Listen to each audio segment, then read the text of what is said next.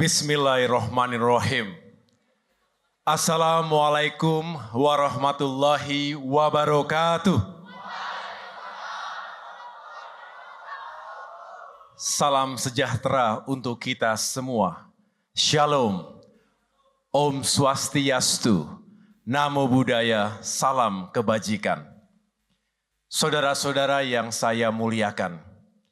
Beberapa hari lagi 204 juta rakyat Indonesia akan menggunakan hak pilihnya pada pemilu 2024. Lebih dari 823 ribu tempat pemungutan suara digelar dari Aceh hingga Papua tepat pada tanggal 14 Februari 2024 nanti. Dari bilik suara berukuran kecil itulah rakyat Indonesia akan membuat keputusan besar yang akan menentukan nasib dan masa depannya 5 tahun mendatang. Insya Allah, segala dinamika politik yang terjadi selama ini akan kita akhiri dengan sebuah pemilu yang damai, adil, dan demokratis. Ketegangan akibat perbedaan pandangan dan pilihan politik jangan sampai memecah belah bangsa. Ongkosnya terlalu mahal. Itulah tekad dan harapan kita bersama. Mari kita ikhtiarkan agar pemilu 2024 ini bisa menghasilkan para pemimpin dan wakil rakyat yang bisa membuat Indonesia semakin maju, adil, dan sejahtera. Demokrat berkomitmen untuk mengambil peran sejarah tersebut, baik melalui jalur eksekutif maupun legislatif, pada tingkat pusat maupun daerah. Untuk itu, guna menyempurnakan ikhtiar dan memantapkan pilihan rakyat tentang pasangan capres dan cawapres, juga partai politik mana yang hendak dipilih, izinkan saya untuk kembali menyapa Bapak, Ibu, saudara-saudara sekalian melalui mimbar yang terhormat ini. Pidato ini adalah penutup sekaligus pelengkap pidato politik yang telah saya sampaikan di Bandung dan Yogyakarta.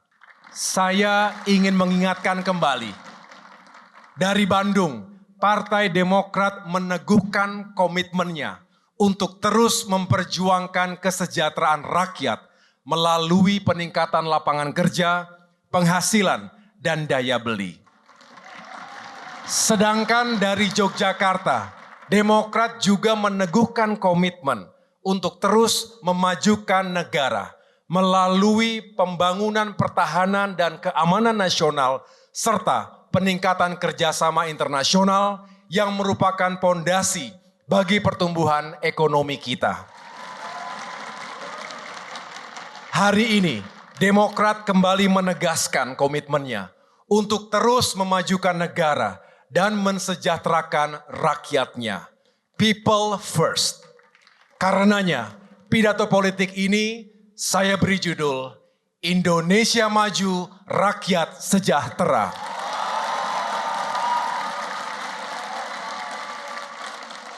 Pada bagian awal, saya akan sampaikan apa tantangannya untuk memajukan negara kita. Lalu, apa solusinya? Dan yang terakhir adalah apa harapan dan rekomendasi Partai Demokrat untuk rakyat Indonesia. Bapak, Ibu, saudara-saudara yang saya cintai, banyak ekonom memprediksi Indonesia akan menjadi negara maju di abad ke-21 ini. Bahkan perusahaan bank investasi multinasional asal Amerika Serikat, Goldman Sachs, meramal Indonesia akan menjadi negara dengan ekonomi terbesar keempat di dunia pada tahun 2050. Tepat di bawah Tiongkok, Amerika Serikat, dan India. Visi kita, Indonesia akan menjadi negara dengan tingkat pendapatan per kapita yang tinggi, unggul dalam ilmu pengetahuan, teknologi, riset dan inovasi, serta memiliki produk yang berdaya saing tinggi.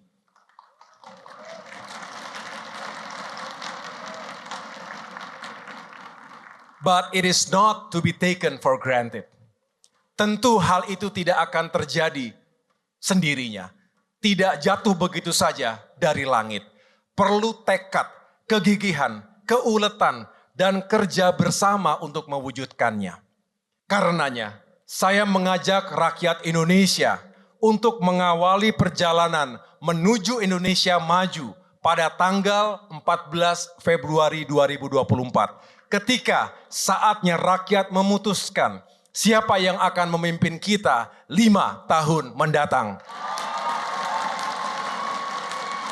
Rakyat Indonesia yang saya cintai, tantangan 3 tahun terakhir ini, dunia menghadapi ketidakpastian.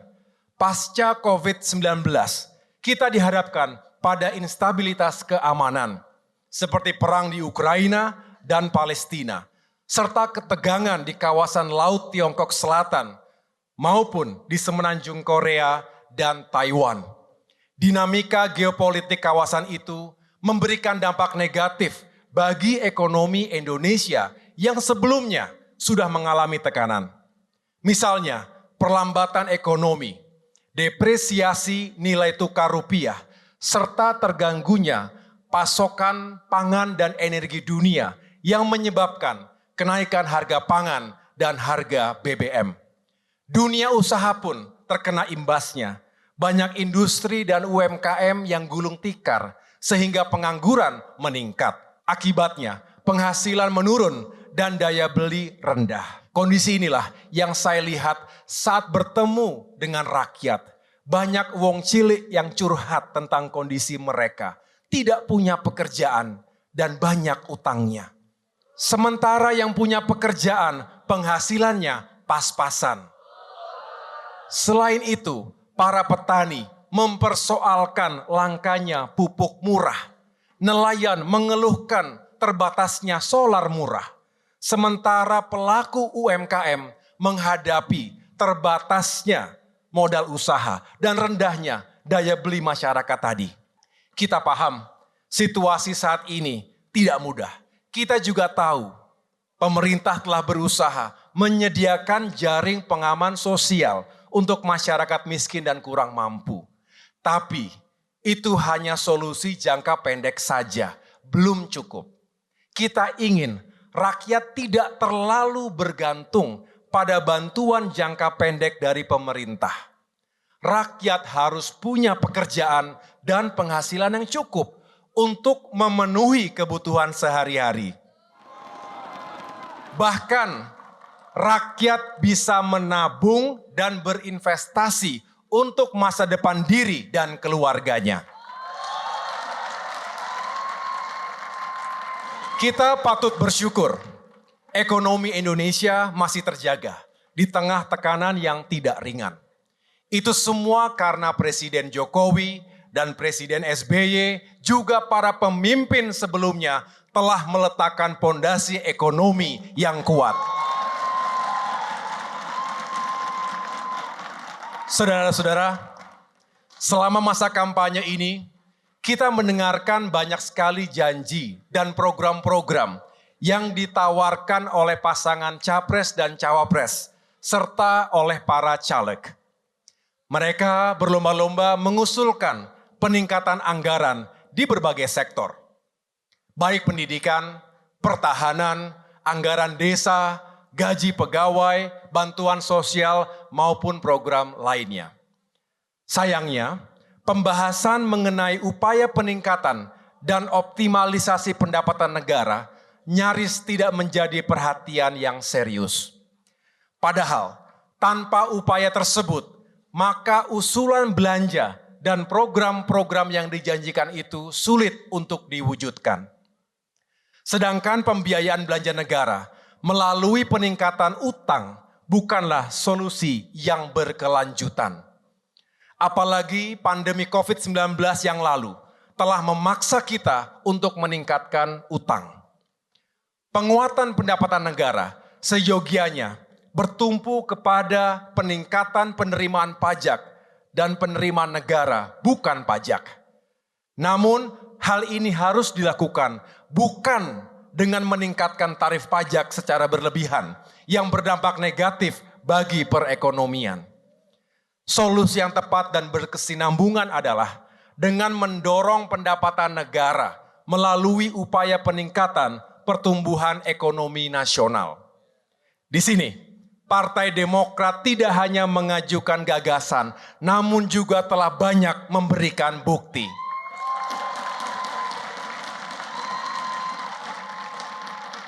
Pada era pemerintahan Presiden SBY, PDB kita meningkat hampir 4,5 kali lipat selama 10 tahun. Begitu juga dengan APBN kita. Sehingga kita memiliki cukup dana untuk meningkatkan anggaran pendidikan, pertahanan, bantuan sosial, subsidi komoditas strategis, gaji pegawai, serta pembangunan infrastruktur di bidang transportasi, energi, komunikasi, baik di kota maupun di desa. Peningkatan pertumbuhan ekonomi dan anggaran belanja negara itu juga diiringi dengan penurunan rasio utang terhadap PDB. Dari 57% di tahun 2004 menjadi 24% di tahun 2014. Selain itu, utang IMF yang menjerat sejak krisis ekonomi 1998 juga dapat kita lunasi.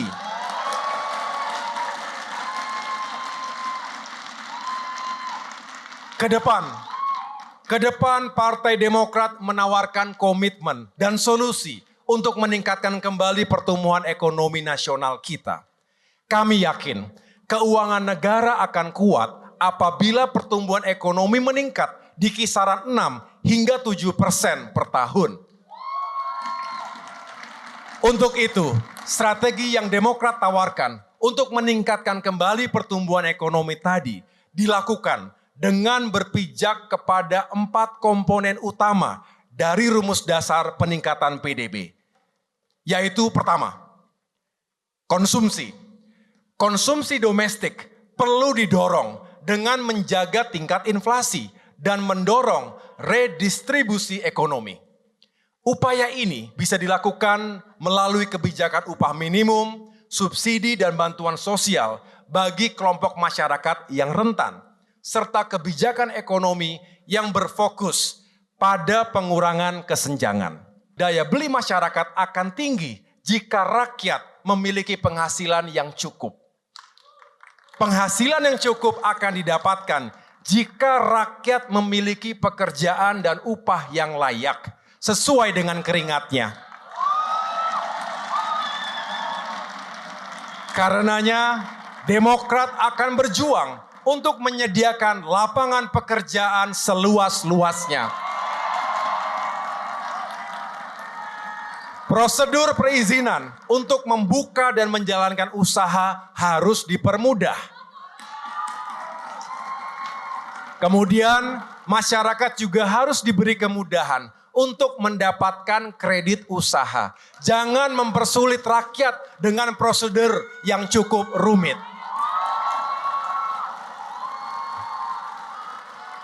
Selain itu, bunga kreditnya pun harus terjangkau.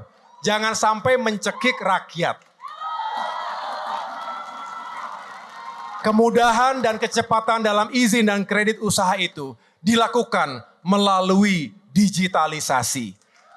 Banyak sektor jasa keuangan yang kini sukses memanfaatkan teknologi informasi dan komunikasi. Karena itu, izin usaha dan kredit usaha rakyat juga harus bisa dilakukan melalui aplikasi perangkat seluler yang mudah diakses rakyat. Penyaluran kredit usaha harus dibuat lebih mudah dan tepat sasaran. Jadi jangan lagi ada rakyat yang justru mencari kemudahan untuk mendapatkan kredit melalui pinjol dengan bunga yang tinggi dan tekanan dari para penagih utang.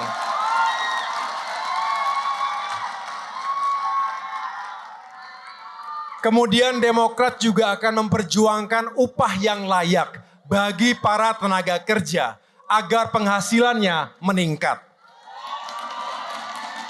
Termasuk kenaikan gaji setiap tahun bagi para guru, ASN, TNI, Polri, dan pensiunan. Kita juga akan mendorong produktivitas melalui pemberian insentif bagi para pelaku usaha. Jika produktivitas meningkat, upah yang layak akan mudah tersedia bagi kaum buruh dan para pekerja. Selanjutnya, daya beli masyarakat juga akan tinggi apabila harga-harga kebutuhan terjangkau oleh masyarakat, mulai dari harga pangan, harga BBM, hingga harga energi lainnya, baik untuk industri maupun rumah tangga. Untuk itu, kita akan berjuang agar pemerintah memberikan subsidi yang tepat sasaran dan berpihak kepada rakyat, sehingga harga-harga kebutuhan dasar tadi tetap terjangkau. Saudara-saudara, komponen kedua dari PDB adalah investasi. Investasi ditingkatkan dengan memperbaiki iklim usaha dan daya saing nasional. Proses perizinan harus semakin mudah, cepat, transparan, dan proaktif. Kontribusi investasi terhadap PDB harus mencapai kisaran 30% atau lebih, baik investasi pemerintah maupun investasi swasta, baik dari dalam maupun luar negeri. Tentu setiap investor mengharapkan keuntungan yang maksimal dengan menghitung tingkat efisiensi investasi. Salah satu cara mengukurnya adalah menggunakan skor ICOR atau Incremental Capital Output Ratio. Semakin rendah skor ICOR, maka semakin baik. Saat ini skor ICOR Indonesia masih tergolong tinggi, yakni 7 dari standar umum 4. Artinya, investasi kita masih kurang efisien. Kurang efisiennya investasi di Indonesia disebabkan oleh persoalan SDM yang kurang produktif. Birokrasi yang kurang efisien, masih terjadi korupsi di berbagai sektor, serta berbagai permasalahan terkait kepastian hukum di negeri kita. Hal-hal inilah yang harus kita benahi bersama. Untuk itu, agar efisien, maka investasi harus berorientasi pada potensi sumber daya alam dan sumber daya manusianya. Jika jenis investasi tidak tepat, walaupun jumlahnya besar, belum tentu akan menyerap tenaga kerja yang tinggi. Contohnya, ada provinsi yang menjadi area industri padat modal. Karena sifatnya padat modal, maka tenaga kerjanya pun membutuhkan tingkat pendidikan yang tinggi. Sementara di daerah itu, tingkat pendidikannya masih cukup rendah. Akibatnya, banyak penduduk usia produktif yang tidak terserap oleh industri tersebut. Angka pengangguran pun akhirnya tetap tinggi. Seharusnya pada daerah seperti itu, jenis investasi yang terbaik adalah yang sifatnya padat karya. Misalnya agroindustri. Kedepan, Demokrat bahkan akan memperjuangkan kawasan ekonomi khusus untuk agroindustri ini. Contohnya budidaya udang faname di pesisir selatan Jawa yang kini masih dikelola secara tradisional. Jika dikelola secara terintegrasi dalam sebuah kawasan ekonomi khusus, tentu akan memberikan multiplier effect terhadap lingkungan ekonomi masyarakat di sekitarnya. Infrastruktur jalan akan dibangun. Industri pendukung seperti pabrik es, pabrik pakan, pabrik kemasan akan berdiri. Semua itu akan menyerap tenaga kerja lebih banyak. Apalagi jika dibantu dengan insentif pajak untuk mengurangi beban para investor dan pelaku usaha. Sementara itu, untuk menghasilkan tenaga kerja atau SDM yang produktif, pemerintah perlu membangun sekolah-sekolah kejuruan dan vokasi yang diperlukan, sejalan dengan kebutuhan industri di daerah tersebut.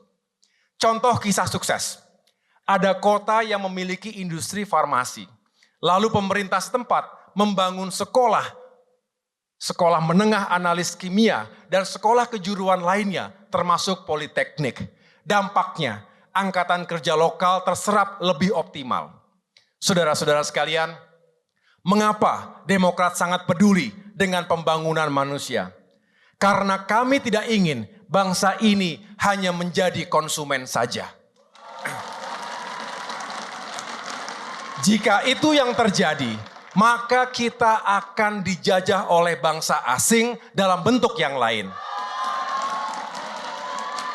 Pembangunan manusia ini adalah masalah inti negara yang memerlukan pemikiran dan tindakan kita bersama. Tidak semua pemimpin tertarik untuk melakukan investasi SDM. Karena investasi SDM tidak bisa dilihat dan dirasakan dalam jangka pendek. Akibatnya, karena tuntutan pragmatis elektoral, para politisi kita juga sering tergoda untuk berinvestasi pada pembangunan fisik semata. Agar rakyat bisa langsung melihat hasil karya mereka dalam jangka pendek dengan tujuan terpilih kembali. Padahal sejatinya, pada jangka panjang, pembangunan SDM itulah yang paling menentukan kualitas pertumbuhan ekonomi sebuah negara. Inilah kesadaran Partai Demokrat sejak 20 tahun lalu. Itulah mengapa muncul kebijakan alokasi anggaran pendidikan 20% dari APBN, serta program-program seperti BOS, Bidik Misi, beasiswa LPDP, beasiswa santri, serta peningkatan kesejahteraan guru yang dimulai pada era pemerintahan Presiden SBY yang didukung penuh oleh Partai Demokrat. Jika SDM kita produktif, kita bisa menjadi tuan rumah di negeri sendiri dan juga bisa unggul dalam kompetisi global. Rakyat Indonesia yang saya hormati, komponen ketiga dari PDB adalah government spending. Fokus belanja pemerintah harus mulai digeser dari orientasi konsumtif menjadi stimulus bagi sektor-sektor produktif yang memiliki multiplier effect yang tinggi. Jika terjadi krisis, belanja pemerintah harus diorientasikan pada upaya menciptakan lapangan kerja. Sementara itu, untuk alokasi belanja pemerintah, jangan hanya difokuskan kepada BUMN saja. Swasta juga harus diberikan alokasi secara proporsional, sehingga penerimaan pajak dari swasta juga akan meningkat. Belanja pemerintah benar-benar harus berorientasi kepada kepentingan rakyat. Ingat, anggaran pemerintah berasal dari pajak rakyat. Banyak yang tidak menyadari, pajak bukan hanya merupakan instrumen fiskal, tetapi juga instrumen keadilan. Karenanya, negara harus bertanggung jawab atas akuntabilitas penggunaannya. Saudara-saudara sekalian, adapun komponen keempat dari PDB adalah net ekspor impor yang harus terus ditingkatkan. Diversifikasi produk ekspor harus ditingkatkan dengan bertumpu pada daya saing Indonesia sebagai negara tropis dan negara kepulauan. Kita harus mendorong penguatan ekspor yang bertumpu pada pertanian, perkebunan, perikanan, peternakan, dan kehutanan. Di sisi lain, kita juga harus mengembangkan substitusi komoditas impor utama, yaitu BBM, mesin, peralatan mekanis, perlengkapan elektrik, besi dan baja, serta produk plastik. Untuk itu, pengembangan industri dalam negeri harus menjadi fokus utama. Kita juga harus meningkatkan nilai tambah dari sektor industri yang kita miliki. Peningkatan nilai tambah itu bisa dilakukan melalui industri pengolahan atau hilirisasi.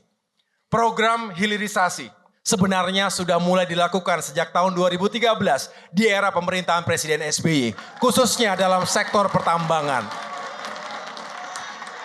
Melalui kebijakan ini, pemerintah tidak lagi mengizinkan ekspor bahan mentah. Industri pertambangan diwajibkan untuk membangun smelter di lokasi yang dekat dengan sumber bahan baku dengan memastikan tidak merusak ekosistem, melibatkan pekerja lokal, serta menjaga dan menghormati hak adat setempat.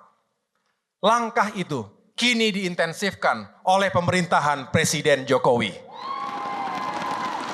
Ke depan, kita harus memperkuat hilirisasi di sektor-sektor utama yang memiliki dampak ekonomi luas bagi rakyat, khususnya agro-maritim, untuk meningkatkan kesejahteraan petani, peternak, pekebun, dan nelayan kita.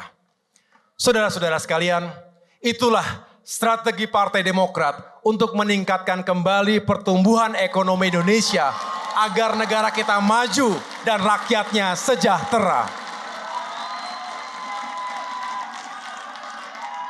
Jika ekonomi kita terus tumbuh pada kisaran 6 hingga 7%, insya Allah rakyat kita akan memiliki pendapatan yang tinggi. Saat ini pendapatan per kapita kita berada di angka 4.700-an dolar Amerika.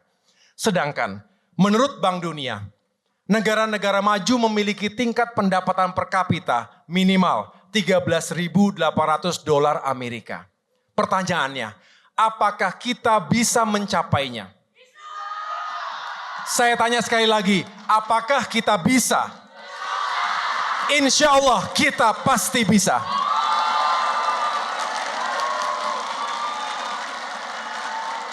Kita harus segera keluar dari middle income trap yang membayangi negara-negara berkembang selama ini. Kita harus percaya diri karena Indonesia adalah bangsa besar, bangsa tangguh, kerap bangkit dari krisis dan mampu mengubah tantangan menjadi peluang. Rakyat Indonesia yang saya cintai, pada bagian akhir dari pidato saya ini, izinkan saya untuk menyampaikan harapan dan rekomendasi Partai Demokrat kepada rakyat Indonesia. Sebagaimana Bapak Ibu ketahui, Demokrat kini berada di koalisi Indonesia Maju. Untuk itu, semua strategi pertumbuhan ekonomi tadi insya Allah akan lebih mudah direalisasikan jika pasangan Prabowo Gibran terpilih sebagai Presiden dan Wakil Presiden Republik Indonesia 5 tahun mendatang.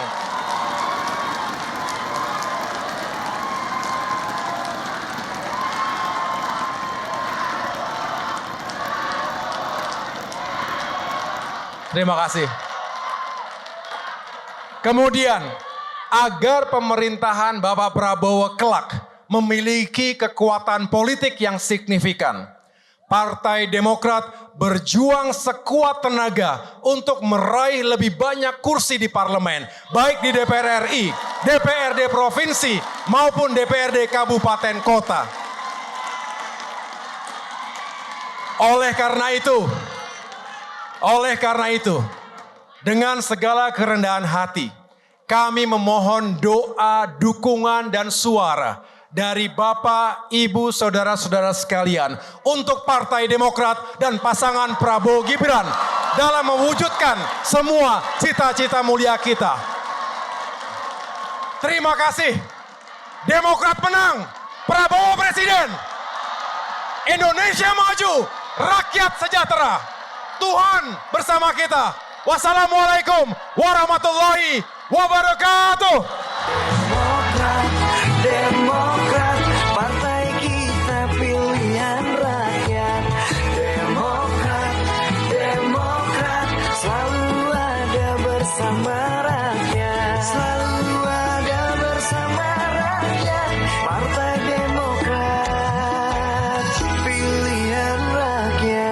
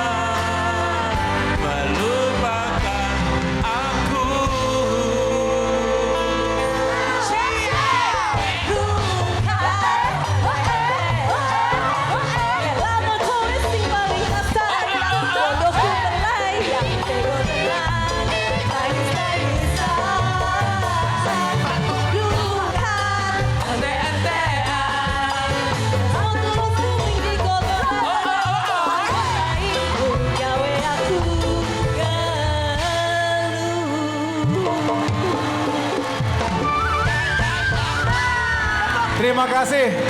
Coblos nomor 14, Partai Demokrat. Jelajahi cara baru mendapatkan informasi. Download Metro TV Extend sekarang.